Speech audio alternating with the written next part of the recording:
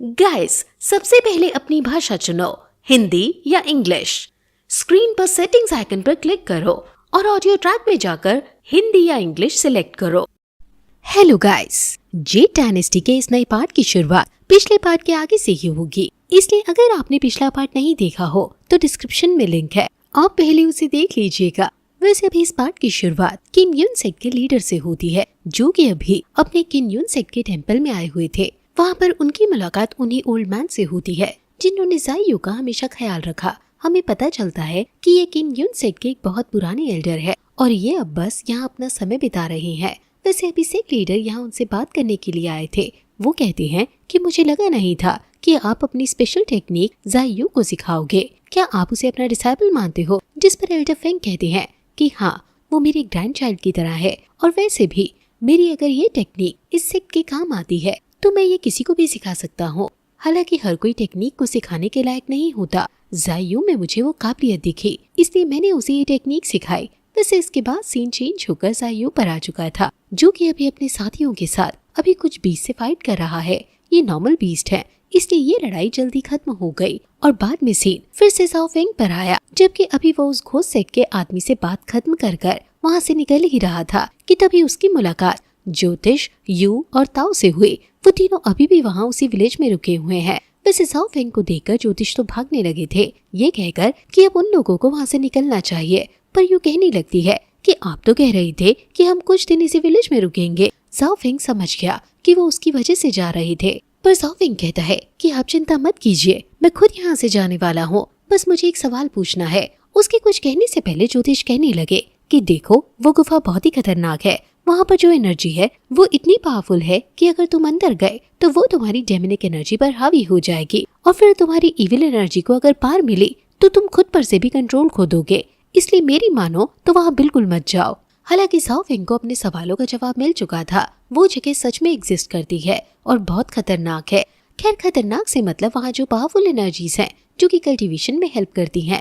अपनी इस evil energy वाली कमजोरी के चलते अपना फैसला नहीं बदलने वाला। उसने मन बना लिया था कि वो वहाँ जाएगा तो मतलब जरूर जाएगा, इसलिए वो उन तीनों को गुड बाय कहकर वहाँ से निकल जाता है। अगले सीन में हम किम यून सेट के मेन हॉल में आते हैं, जहाँ हमेशा की तरह सभी मौजूद हैं। हालांकि अभी वहाँ सभी लोग यही बात कर रहे हैं कि एक बीस्ट किंग को मारने में इतनी ताकत लग गई, अगर सारे बीस्ट किंग साथ में आ गए तो फिर तो ये लोग कुछ कर ही नहीं पाएंगे। इतने में ही युन लन खड़ा होकर कहने लगता है कि अभी भी हमें हिम्मत नहीं हारनी चाहिए, अभी भी हमारे पास ज़ू स्वान स्वॉर्ड है जो कि हमें बचा सकती है।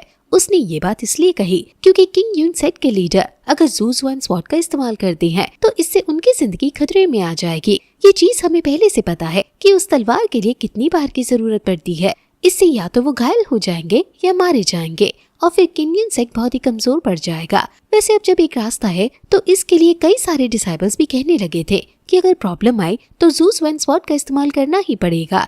जो सुनकर सेक्ट लीडर भी खड़े होते हैं और कहते हैं कि जरूरत आने पर मैं हर पॉसिबल चीज करूंगा जिससे सभी को बचाया जा सकता हो, जिसके बाद सभी के अंदर थोड़ा कॉन्फिडेंस आ गया था। इतने में ही सीन चेंज होकर वहाँ जाओ फेंग पर आता है। वो अभी किम यून सेट के बैकयार्ड में पहुंच चुका है, जहाँ से उस फैंटम केव तक पहुंचने का रास्ता है। हालांकि वहाँ उसकी मुलाकात एल्डर फेंग से हुई। जाओ फेंग उन्हें नहीं पहचानता क्योंकि उसने उन्हें पहले नहीं देखा है, इसलिए वो उन्हें इग्नोर करता है क्योंकि एल्डर फेंग वहाँ शांति से बस झाड़ू लगा रहे थे। अभी जाओ फेंग ने जब आगे बढ़ने की कोशिश की तो वो एक बैरियर से टकरा गया। इस तरह के बैरियर पार करना उसके लिए मुश्किल नहीं है। उसने किम यून सेट की एनर्जी का इस्तेमाल किया और अपनी कल्टीवेशन को चेंज करते हुए अंदर एंट्री ली। अभी पहले एल्डर फेंग को नहीं लगा था कि वो अंदर आ पाएगा, लेकिन जैसे ही वो उस बैरियर के अंदर आया तो उन्होंने भी सिचुएशन थोड़ी सीरियसली लेकर हमला कर दिया। जाओ फेंग तुरंत गोल्डन बेल क्रिएट कर खुद को बचा लेता है, जो कि तियानयिन टेम्पल की टेक्निक है। अभी अलग अलग कल्टीवेशन को देखते ही एल्डर फेंग समझ गए कि वो जाओ फेंग है।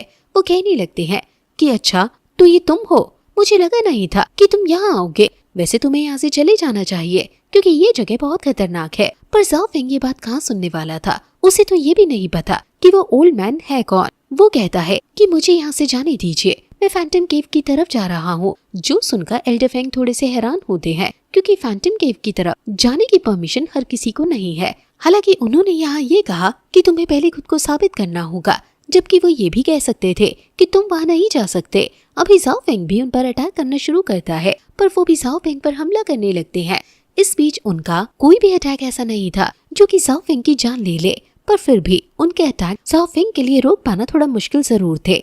जाओ फेंग को भी ये लड़ाई थोड़ी सी सीरियस लेनी पड़ी। उसने किन युन सेक की टेक्निक्स को डेमनिक पार के साथ यूज करना शुरू कर दिया। अभी एल्डर फेंग उसकी इस टेक्निक से बहुत ही ज्यादा इम्प्रेस थे। हालांकि जाओ फेंग ने उस टेक्निक की मदद से एल्डर फेंग को एक जगह पर फ्रीज कर दिया था। उसने कुछ स्पिरिट्स क्रिएट कर उन्हें पकड़ लिया था और बाद में अलग अलग डायरेक्शन से उन पर हमला कर रहा था। अभी जो अलग अलग डायरेक्शंस के अटैक थे, एल्डर फेंग उन्हें इजिली डिस्ट्रॉय कर देते हैं, लेकिन फिर भी वो अपनी जगह से नहीं हिल पा रहे थे। वैसे तभी जाओ फेंग अपने डेमनिक स्टिक लेकर हमला कर देता है और उसी समय हम वहाँ मेन हॉल के अंदर जायू को देखते हैं, जिसके हाथ में वो ड्रैगन स्वॉर्ड थे। वो हलचल करने लगी थी। ये स्वॉर्ड उसे एल्डर फेंग ने दी थी, इसलिए वो समझ गया कि कुछ गड़बड़ है। वो तुरंत ही वहाँ से बैकयार्ड की तरफ निकल गया। कुछ ही दूर पहुंचकर उसे ये चीज महसूस हो चुकी थी कि बैकयार्ड में फाइट चल रही है। हालांकि अब हम वापस फाइट पर आते हैं, जहां जाओ फेंग ने जब उस डेमन स्टिक से अटैक किया तो एल्डर फेंग ने अपने हाथ इस्तेमाल करते हुए अटैक को रोक लिया। वैसे इस बीच उन्होंने उस डेमन स्टिक को टच किया तो उन्होंने वो इविल एनर्जी भी महसूस कर ली थी। साथ ही वो सब बात समझ चुके थे। उन्हें ये भी पता चल चुका था कि आखिर यहाँ जाओ फेंग के आने का कारण क्या है। साथ ही वो मन में कह रहे थे कि तुम दिल के बुरे नहीं हो, ये वो इविल एनर्जी है जो कि तुम्हें बुरा बनाना चाहती है, लेकिन तुमने इतने समय तक खुद को इस बुराई से बचा लिया। तुम सच में कमाल के हो। हालांकि वो जाओ फेंग के सामने ये सारी बातें नहीं करते। वो कहते हैं कि लड़के, तुम्हें सच में अगर अंदर जाना है तो पहले खुद को साबित करो। मैं एक कमजोर को तो फैंटम केव की तरफ नहीं जाने दे सकता, वरना तुम वहाँ पहुँचते ही मारे जाओगे। अभी जाओ फेंग ने ये सुनते ही हमला करना शुरू कर दिया। इस बीच एल्डर फेंग भी आसपास के पेड़ों को उखाड़ते हुए हमला कर रहे थे। जाओ फेंग के लिए ये चीज बहुत शॉकिंग थी, क्योंकि पहले ही उसने कभी एल्डर फेंग का नाम नहीं सुना था और ऊपर से पहली मुलाकात में ही वो इतनी खतरनाक टेक्निक्स का इस्तेमाल कर रही है। यहाँ उनके जो अटैक थे वो बहुत ही ज्यादा ताकतवर थे। जाओ फेंग का उन्हें रोक पाना मुश्किल था। अचानक ही एल्डर फेंग वाइन पीते हुए एक अजीब सी एनर्जी का इस्तेमाल कर पूरे एरिया को ब्लैक एंड व्हाइट कर देते हैं। ये यिंग एंड येन एनर्जी थी, जिसके कारण बाकी सारी एनर्जी फ्लो करना रुक जाती है। जाओ फेंग के लिए अब लड़ना और भी मुश्किल हो रहा था, लेकिन लड़ाई के दौरान उसने भी तियानयिन टेम्पल की स्पेशल सीक्रेट टेक्निक का इस्तेमाल किया, जिसे वो मास्टर कर चुका है। जो देखकर एल्डर फेंग हैरान हो जाते हैं और उसकी तारीफ करते हुए कहने लगते हैं कि तुम सच में कमाल के हो। तुमने इतनी कम एज में 3 अलग अलग सेक्ट की सीक्रेट टेक्निक्स को मास्टर कर लिया। अगर तुम गलत ना समझे जाते तो आज ना जाने कितनी ऊंचाइयों पर होते। वैसे ऐसा कहते हुए वो फिर से जाओ फेंग पर हमला कर रहे थे, जिस बीच जाओ फेंग भी अपनी डेमन स्टिक लेकर अटैक करता है। दोनों के अटैक टकराते हैं और दोनों नजदीक आ जाते हैं। वहाँ एल्डर फेंग ने अपनी वही नॉर्मल सी स्वॉर्ड जाओ फेंग की चेस्ट में घुसा दी थी। जाओ फेंग चाहता था कि वो असली स्वॉर्ड हो, जिससे कि वो मारा जाए, लेकिन ऐसा नहीं होता। खैर फिर भी उस नॉर्मल स्वॉर्ड से जाओ फेंग को अच्छी खासी चोट लग चुकी थी। उसकी चेस्ट से खून बह रहा था। वैसे जाओ फेंग कहता है कि वो इतनी आसानी से नहीं मरने वाला, पर शायद एल्डर फेंग उसे मारना ही नहीं चाहते। अचानक ही ना जाने कैसे पर एल्डर फेंग पीछे हटते हैं और जाओ फेंग देखता है कि उन्हें बहुत चोट आ चुकी है, जबकि जाओ फेंग ने कुछ किया ही नहीं। वो कह रहा था कि ये सब कैसे हुआ, पर इतने में ही उसे लगा कि कोई वहाँ आ रहा है, इसलिए वो वहाँ से चला जाता है। हम देखते हैं कि ये जायू था। वो वहाँ पहुंचकर एल्डर फेंग की वो हालत देखकर बहुत परेशान हो जाता है। वो तुरंत उनके पास आता है और कहता है कि ये किसने किया। अभी एल्डर फेंग अपनी आखिरी सांस ले रहे थे और उनकी एनर्जी पूरी खत्म हो चुकी थी। वो कुछ बोल भी नहीं पाते, वो बस साइड में किसी तरफ इशारा करते हैं। अभी जायू को बहुत गुस्सा आ रहा था, क्योंकि जिन्होंने उसे बचपन से पाला और ट्रेन किया वो उनके सामने ही मर रहे हैं। कुछ ही देर में एल्डर फेंग ने सांसें लेना बंद कर दिया, मतलब वो मारे गए। तभी जायू उसी डायरेक्शन में देखता है जहाँ एल्डर फेंग पॉइंट कर रहे थे। वहाँ जाओ फेंग था और उसके चेहरे पर एक इविल स्माइल थी। अभी जायू तुरंत खड़ा होता है, लेकिन जाओ फेंग तब तक वहाँ से जा चुका था। अभी जायू को बहुत गुस्सा आ रहा था। उसने फैसला कर लिया था कि वो जाओ फेंग को नहीं छोड़ेगा। खैर असल में ये सब काम जाओ फेंग का था ही नहीं, वो कोई और था जिसने एल्डर फेंग को मारा और आखिर में जाओ फेंग की शक्ल बनाकर वहाँ से लौट गया। वैसे इसके बाद अब सीन जाओ फेंग पर आता है, जो कि वहाँ से आगे बढ़ चुका था। वो फैंटम केव के पास पहुँच चुका है। वहाँ आकर जब उसने आगे बढ़ने की कोशिश की तो अचानक से वो कोई एक इल्यूजन में फंस गया, जिसे कि फैंटम केव को प्रोटेक्ट करने के लिए क्रिएट किया गया है। अभी हर इल्यूजन को तोड़ने के लिए उस इल्यूजन में किसी और चीज को फाइंड करना जरूरी है। जाओ फेंग भी वहाँ सबसे और चीज को फाइंड कर हमला करता है, लेकिन इससे वो एक नए इल्यूजन में फंस जाता है। इस इल्यूजन को खास इसी तरह से बनाया गया था जिससे कि कोई यहाँ से बाहर ना निकल पाए। जाओ फेंग को हर बार इल्यूजन में एक और चीज दिखती है जिसे वो जैसे ही डिस्ट्रॉय करता है तो वो एक नई इल्यूजन में पहुंच जाता है। हालांकि अगले इल्यूजन में उसने नोटिस किया कि आसपास फूल की कुछ पंखड़ी गिरी पड़ी हैं, जिन पर कुछ वर्ड्स लिखे हुए हैं। हर इल्यूजन को कुछ स्पेल्स की मदद से क्रिएट किया जाता है, जिनकी वजह से वो वर्क करता है। ज़ाओ फेंग ने जब वो स्पेल्स देखे तो उसे आइडिया आया कि वो रिवर्स स्पेल का इस्तेमाल कर इल्यूजन को तोड़ सकता है। ज़ाओ फेंग को इस चीज की नॉलेज पहले से ही थी, इसलिए उसने रिवर्स स्पेल का इस्तेमाल करना शुरू किया। उसने कई सारे रिवर्स स्पेल लगा दिए, जिनमें से कुछ वर्क किए और फाइनली वो इल्यूजन ब्रेक हो गया। अब ज़ाओ फेंग फैंटम केव के सामने था। वो सीधा अंदर की तरफ बढ़ता है, जहाँ उसे कई सारी तलवारें दिखाई देती हैं, जिनसे बहुत पावरफुल एनर्जी रिलीज हो रही थी। वैसे उन तलवारों ने भी ज़ाओ फेंग की डेमनिक स्टिक की एनर्जी महसूस कर ली थी, जो कि एक डेमनिक एनर्जी है। इस वजह से अचानक ही वहाँ एक प्रोटेक्शन फॉर्मेशन एक्टिवेट हो गया और ज़ाओ फेंग के सामने किन युन सेक के लीडर का एक होलोग्राम आ गया, जो कि एक स्पिरिचुअल बॉडी है, जिसे उस जगह को प्रोटेक्ट करने के लिए क्रिएट किया गया था। वो अभी यही कह रहे थे कि आखिर एक डेमन क्लैन का आदमी यहाँ कैसे आ सकता है। अभी वो एक स्पिरिचुअल बॉडी है और असली सेक लीडर यहाँ नहीं है। ये चीज हमें पता चलती है क्योंकि असली सेक लीडर तो यहाँ मेन हॉल में अपने अगले अटैक की प्लानिंग में लगे हुए हैं। वो यही बात कर रहे हैं कि अगली बार जब वो फाइट के लिए जाएंगे तो उनका मेन टारगेट हमेशा बीस्ट किंग रहेगा, क्योंकि बीस्ट किंग को खत्म करते ही बाकी सारे बीस्ट को मारना इजी हो जाता है। हालांकि इन लोगों को नहीं पता कि इनका जो अगला बीस्ट किंग होने वाला था वो कुछ ज्यादा ही ताकतवर है, क्योंकि इस बार लड़ाई को देखने के लिए बीस्ट गॉड भी वहाँ आने वाला है। वैसे इसके बाद सीन चेंज होकर पहले ज़ाओ फेंग पर आया, जहां हम देखते हैं कि अभी लड़ते वक्त सेक्ट लीडर की वो स्पिरिचुअल बॉडी बहुत हैरान थी, क्योंकि ज़ाओ फेंग पहले तियानियन टेम्पल की टेक्निक्स का इस्तेमाल कर रहा था, जो चीज पॉसिबल नहीं है, क्योंकि सबसे पहले उसने डेमनिक एनर्जी महसूस की थी। बाद में ज़ाओ फेंग उसके हमलों से बचने के लिए किन युन सेक की स्पेशल टेक्निक का इस्तेमाल करने लगता है, जो महसूस कर वो स्पिरिचुअल बॉडी और ज्यादा हैरान हो जाती है। हालांकि इसके बाद सीन चेंज होकर वापस यहाँ फाइट पर आता है, जहां हम देखते हैं कि वो स्केलेटन ड्रैगन पहुंच चुका है, जिससे लड़ने की सभी प्लानिंग कर रहे थे। वहां पर अभी सभी डिसाइपल्स मिलकर एक फॉर्मेशन क्रिएट कर रहे हैं, क्योंकि उन्हें जल्द से जल्द उस बीस्ट किंग को खत्म करना है। यहाँ वो स्केलेटन ड्रैगन ज्यादा पावरफुल था, इसलिए उसने आते ही सबसे पहले उस फॉर्मेशन पर हमला किया। ज्यादा पावरफुल होने के कारण फॉर्मेशन डिस्ट्रॉय होने लगा और कई सारे कल्टीवेटर्स जो कि उस फॉर्मेशन को बनाने में मदद कर रहे थे, वो चोट खाकर नीचे गिर पड़े। अभी फॉर्मेशन भी कमजोर पड़ रहा था और साथ ही कई सारे कल्टीवेटर्स तड़प रहे थे, जो चीज लू से देखी नहीं गई। अभी वहाँ वैसे तो शाओ और बाकी सभी भी थे, लेकिन मेन काम उस फॉर्मेशन को क्रिएट करना है, इसलिए कोई भी यहाँ से नहीं जा सकता। पर लू नहीं सह पाई, वो तुरंत ही सीधा हवा में आकर और उस स्केलेटन ड्रैगन को चैलेंज करने लगी। इससे बाकियों को समय मिलेगा उस फॉर्मेशन को क्रिएट करने का, साथ ही बाकी डिसाइपल्स भी हमले से बच जाएंगे। अभी वो स्केलेटन ड्रैगन भी लू को देखकर बहुत इम्प्रेस था। वो कह रहा था कि चलो किसी में तो दम है सामने आकर लड़ने का। ऐसा कहकर उसने हमला करना शुरू कर दिया। लू भी यहाँ उसके ऊपर हमला कर रही थी, लेकिन उस स्केलेटन ड्रैगन के अटैक्स पावरफुल थे, जिस वजह से लू के लिए अकेले उसे हरा पाना बहुत मुश्किल हो रहा था। इतने में ही वो लू की सीनियर आ जाती है और उसकी मदद करने लगती है। पहले तो लू उसे जाने का कहती है, लेकिन सीनियर देखती है कि लू अकेले उस स्केलेटन ड्रैगन को नहीं हरा पाएगी, इसलिए वो भी फिर मदद करने का फैसला करती है।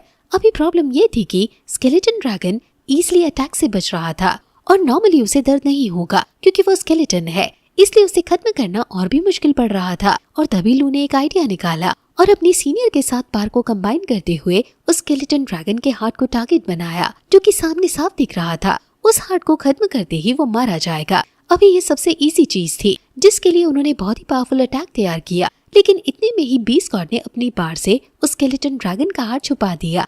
वो उन स्कल्स के बीच पैक हो चुका था, जिस वजह से वो अटैक वेस्ट गया। लेकिन उस अटैक में लू और उसकी सीनियर अपनी बहुत ज्यादा एनर्जी खो चुकी थी।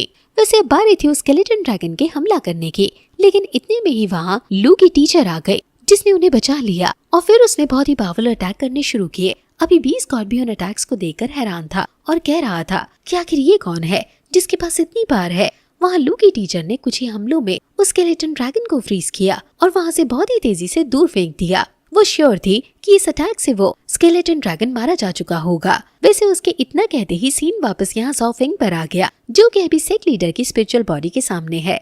वैसे उस स्पिरिचुअल बॉडी को नहीं पता कि ज़ाओ फेंग कौन है, पर फिर भी उसने देखा कि ज़ाओ फेंग तीन अलग सेक्ट की मिस्टीरियस टेक्निक्स को मास्टर कर चुका है, तो उसे बहुत गुस्सा आया। वो ज़ाओ फेंग से कहता है कि तुम जैसे धोखेबाजों को मर जाना चाहिए। ये बात उसने इसलिए कही क्योंकि 3 अलग अलग सेक्ट किसी को भी अपनी सीक्रेट टेक्निक्स थोड़ी सिखाएंगे।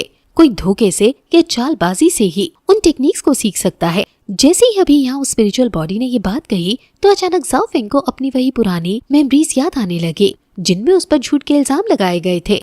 जाओ फेंग को बहुत दुख हुआ और इसी दुख का फायदा उठाकर जाओ फेंग के अंदर की इविल एनर्जी उस पर हावी होने लगी। वो जाओ फेंग को बता रही थी कि किस तरह से इन लोगों ने तुम्हें बिना कोई दोष होते हुए भी सेक्ट से निकाल दिया और इन्हीं के चलते बायू ने अपनी जान दी थी। तुम्हें बचाते हुए ये लोग जिंदा रहने के लायक ही नहीं है। अगर ये तुम्हें सच में इविल समझते हैं तो आखिर तुम इविल बनकर इन्हें क्यों नहीं दिखाते कि असली इविल होता कैसा है।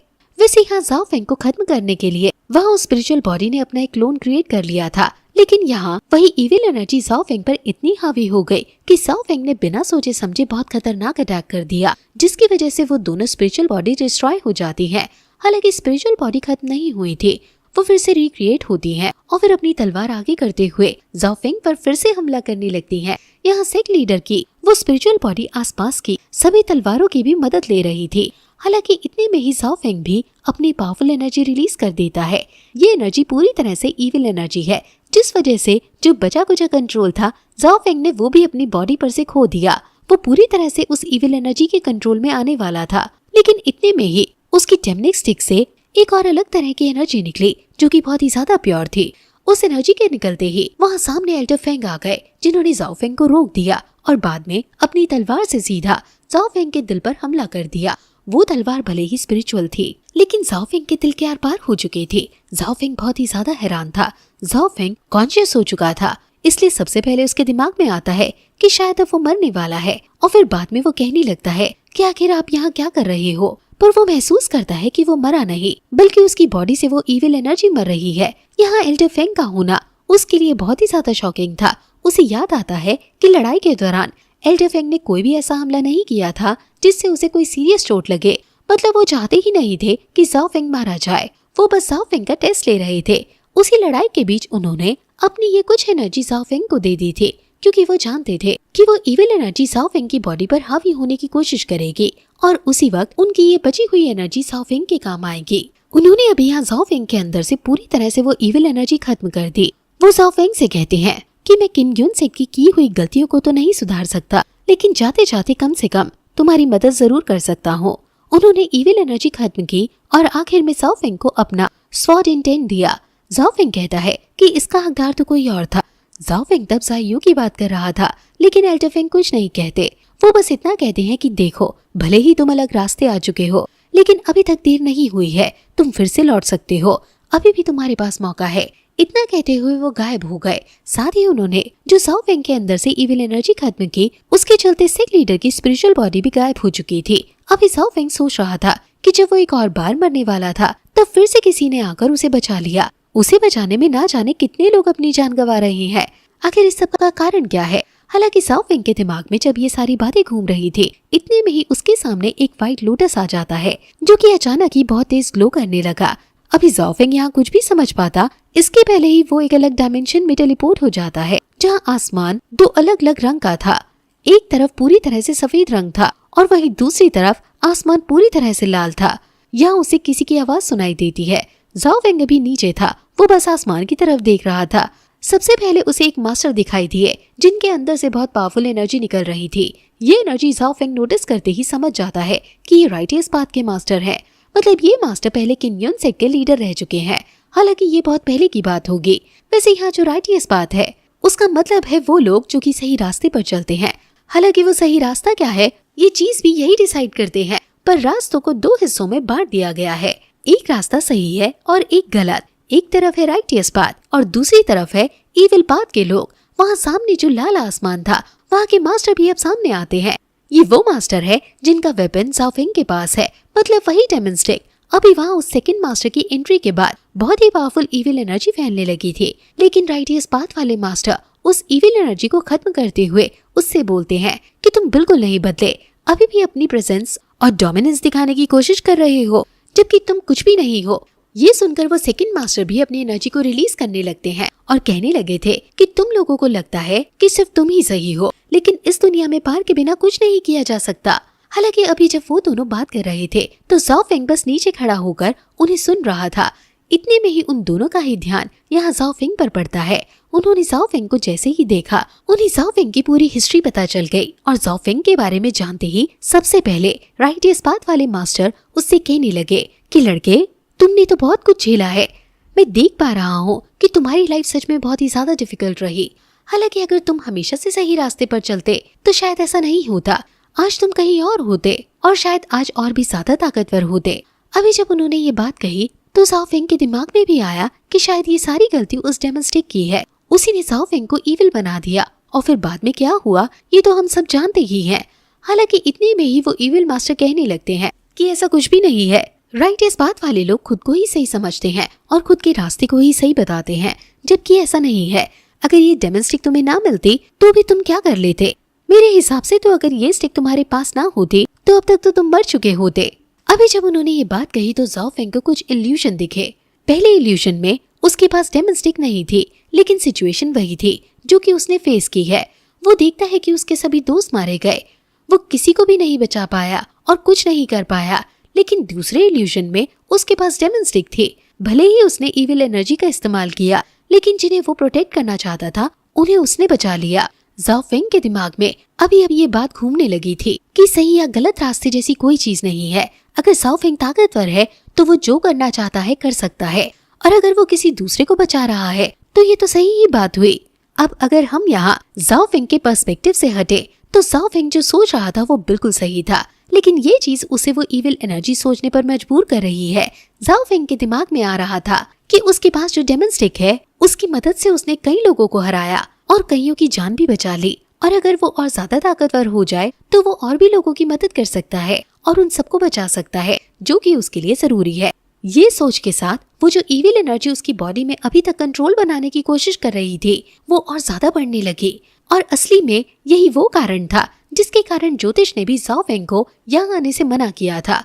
यहाँ पर पॉजिटिव और नेगेटिव दोनों तरह की एनर्जी है। जाओ फेंग की बॉडी में पहले ही इतनी ज्यादा नेगेटिव एनर्जी हो चुकी है कि अगर थोड़ी और नेगेटिव एनर्जी उसकी बॉडी में जगह बना लेती है तो वो खुद पर से कंट्रोल खो देगा। यही चीज अभी हमें यहाँ देखने मिला। जाओ फेंग कुछ भी नहीं समझ पा रहा था कि आखिर वो करे तो करे क्या। उसके दिमाग में बस यही आ रहा था कि अगर मैं इस इविल एनर्जी को कंट्रोल दे दूं तो मेरे सभी दोस्त बच सकते हैं। हालांकि तभी सीन चेंज होकर वहाँ लू और बाकी सभी पर आ जाता है। उन्होंने एक स्केलेटन ड्रैगन को हरा दिया था, लेकिन इतने में ही दूसरा स्केलेटन ड्रैगन उनके सामने आ गया जिसके पहले वाले से ज्यादा विंग्स थे और उसकी बॉडी भी और ज्यादा बड़ी थी।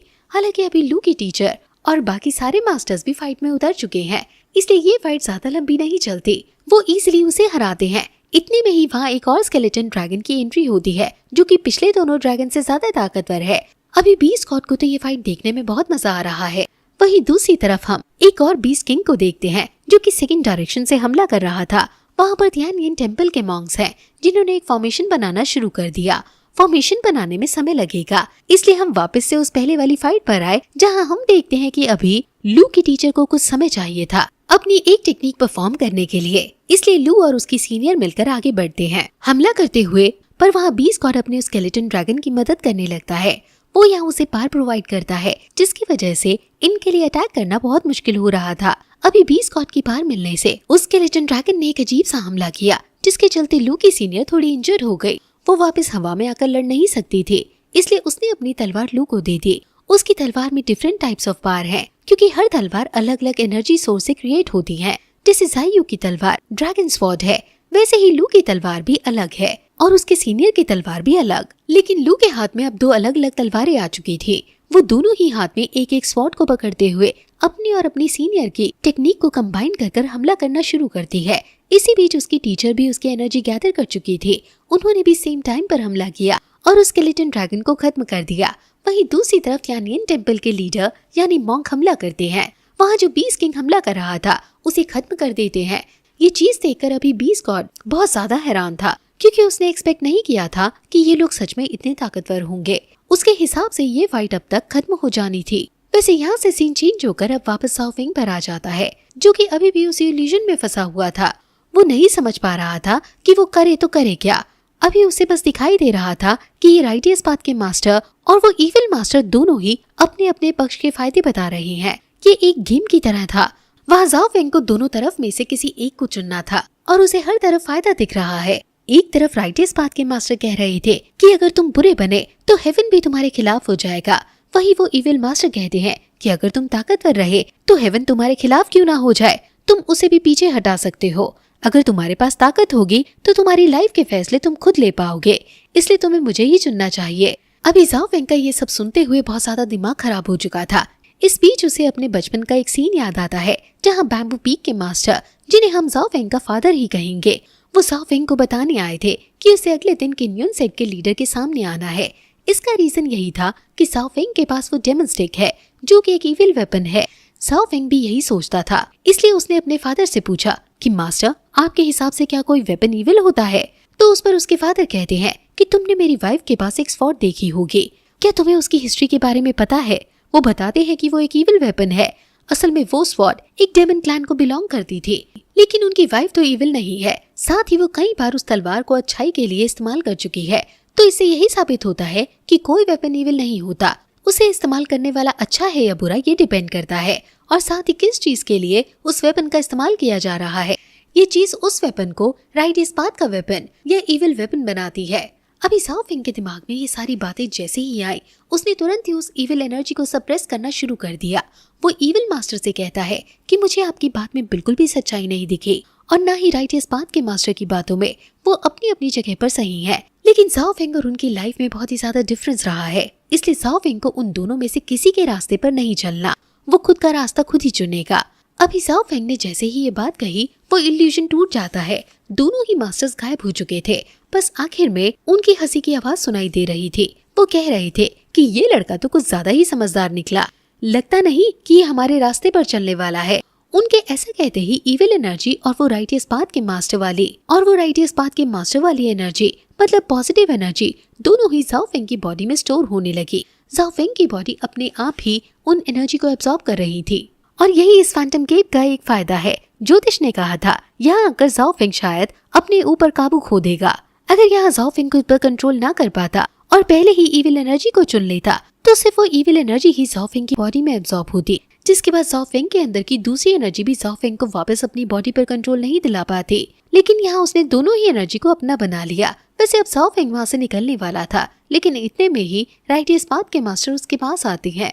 वो अभी उसकी तारीफ कर रहे थे। ज़ाओ फेंग को समझ नहीं आया कि आखिर वो फिर से यहाँ क्यों आए, पर वो बताते हैं कि उन्हें ज़ाओ फेंग को एक बहुत ही इम्पोर्टेंट इन्फॉर्मेशन देनी है। वो ज़ाओ फेंग को उस सीक्रेट सील के बारे में बताते हैं जो कि उन्होंने किन्युन सेट की प्रोटेक्शन के लिए क्रिएट की थी। उन्हें लगा नहीं था कि उसे ब्रेक करने की जरूरत पड़ेगी, लेकिन शायद अब वो समय आ चुका है, क्योंकि बिना उस सील के ब्रेक करे प्रॉब्लम सॉल्व नहीं की जा सकती। उस सील के ब्रेक होते ही ज़ू ज़ुआन स्वॉर्ड की पावर बढ़ेगी और ज़ू ज़ुआन स्वॉर्ड को इस्तेमाल करने वाला बहुत ही ज्यादा ताकतवर हो जाएगा। बस प्रॉब्लम ये है कि ताकत इतनी ज्यादा मात्रा में बढ़ेगी कि जो उस स्वॉर्ड का इस्तेमाल करेगा फिर उसका बचपन लगभग नामुमकिन के बराबर है। वैसे वो बता रहे थे कि उस सील को वो इसी फैंटम केव के पास क्रिएट करने वाले थे, जिससे किन्युन सेट पर खतरा ना हो, लेकिन अपने लाइफ स्पैन कम होने की वजह से उन्हें वो सील कहीं और क्रिएट करनी पड़ी। वैसे वो ज़ाओ फेंग को उस जगह की लोकेशन के बारे में बताते हैं। ज़ाओ फेंग कहता है कि आखिर आप ये सब मुझे क्यों बता रहे हैं? वो कहने लगते हैं कि अब तुम ही हो जो कि किन्युन सेट की मदद कर सकता है। वैसे इसके बाद सीन चेंज होकर वापस यहाँ बीस्ट गॉड के पास आता है, जहाँ उसके 20 किंग्स मारे जा चुके थे। नीचे सभी लोग बहुत खुश थे क्योंकि उन्होंने इस वेव को लगभग जीत ही लिया। हालांकि उन्होंने टोटल 5 बीस्ट किंग को हरा दिया। इस बीच कई सारे डिसाइपल्स मारे गए और कई बहुत ही ज्यादा थक चुके थे। उसी दौरान हम वहाँ लू को देखते हैं। अभी जब वो शाओ के साथ बाकी मास्टर्स की तरफ बढ़ रही थी, तभी अचानक से उसे एक बहुत ही खतरनाक प्रेशर महसूस होता है। वैसे ये डोमिनेंस प्रेशर सभी को महसूस हुआ था।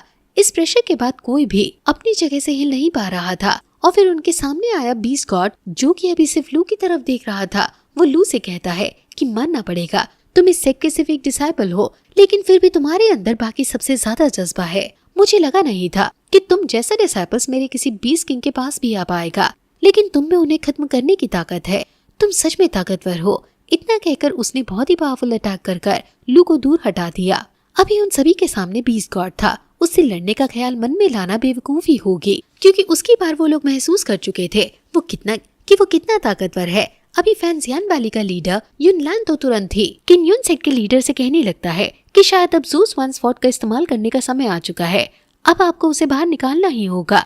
वैसे इतने में ही वो लोग देखते हैं कि वहाँ 20 गॉड सभी को फ्रीज कर अभी उन सभी बीस्ट किंग के पास पड़ रहा है जिन्हें उन लोगों ने खत्म कर दिया। उनकी बॉडी से वो बीस्ट कोर बाहर निकालता है जो कि उनकी पावर का मेन सोर्स है, और बाद में पांचों बीस्ट किंग के कोर को वो कंबाइन कर एक बीस्ट किंग की बॉडी में डाल देता है, जिसके बाद वो बीस्ट किंग 5 गुना ज्यादा ताकतवर हो चुका था।